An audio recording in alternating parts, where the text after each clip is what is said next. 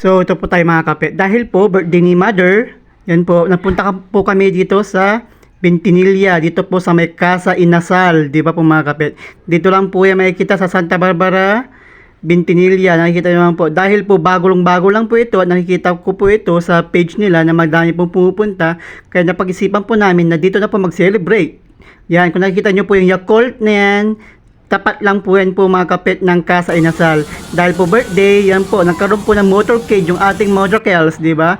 Karoon po kami ka-supportive. Mayroon pong motorcade. Then yan po, inaabot na po siya ni ate ko, yan, di ba? Nag-2-piece pa po siya po, mga kapit, yan, di ba? Bali, parang kami po yung nag-ano dito mga kapit sa Casa Inasal. Fully book po namin siya, nakita niyo naman po, di ba? Safe po kayo pumunta dito po mga kapit dahil po may mga security guard po dito mga kapit. Safe na safe po kayo dito sa Casa Inasal. Kung gusto nyo pong pumunta dito, dito lang po yan sa Maningding, Bentinilla. Opo. Tapos madaya po silang mga amenities po mga kapit. Yan, nakikita nyo po. Yung kubo-kubo nila, yung playground, yan po, yung swing para sa mga bata. Kung sakaling naiinip ka na po, yan, meron po silang swing para po mag-enjoy din po yung mga hindi na nag-enjoy sa buhay, mga kapit. Basta mag-ingat-ingat lang po dahil nga po, swing-swing yan. Yung mga bata po dyan is nag-enjoy. Nakita naman po sila Aliyah, si Chalmers, sila MC, sila Tristan, di po ba?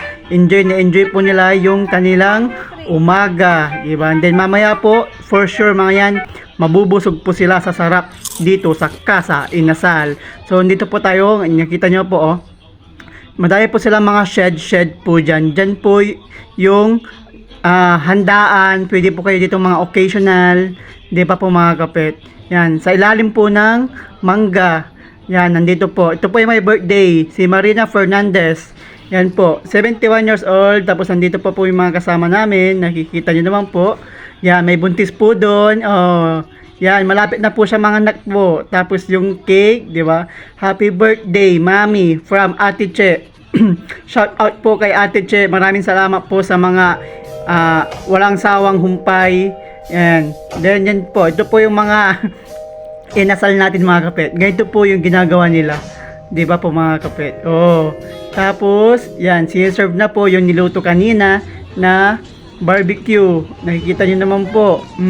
Charap. Di ba? Tapos yung rice po, unlimited po yan. Unlimited drinks. Pwede na kayo mag-take out. Basta wag lang kayo maingay ha. Kasi yung isa dyan, nag-take out. Hindi ang baing. Tapos yan, oh, nakikita naman po yung ating mukbang. Bundle po yung mga in-order natin para po mag-enjoy ang lahat at saka sama-sama kumain po mga kapit. Opo, yan, mga manok, mga pork, mga fish, mga vegetables, di ba po mga kapit? Nakikita nyo naman po, napaka-supportive po yung ating mga brother and sister po sa ibang bansa.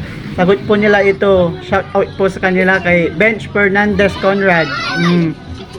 Tapos kay Ate Che, maraming salamat po sa pag-sponsor sa birthday ni Mother. Diba? Tuwan-tuwa po yung mga ano po. Sa totoo lang po mga kapit, mga gutom po mga yan, hindi po sila kumain ng agahan ng hapunan kahapon. Kaya ngayon nilang susulitin.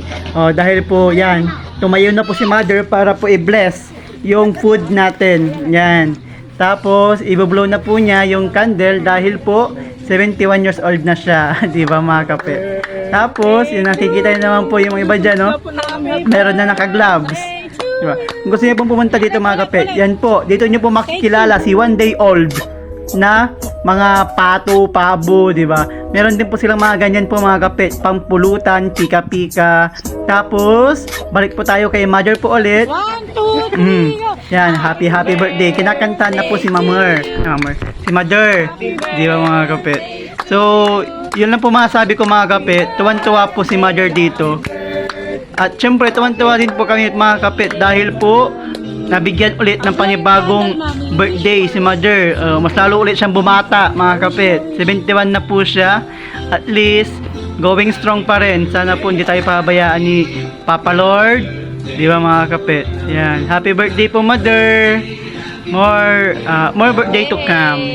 Tapos, yung mga kasama natin dyan, naghihintay pa po ulit ng manok. O, di po mga kapet, chicken inasal with only rice, only drinks, and only soup for only 150 pesos.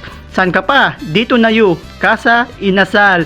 Tapos, meron pa po silang pabalot, mga kapet. Nakikita na pong pabalot na yan, mga kapet, oh.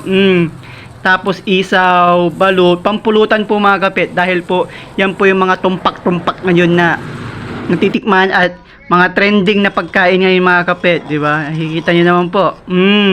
Pati chili oil nila, quality. Yum, yum, yum, yum. For sure, quality yan. Kaya follow for more videos.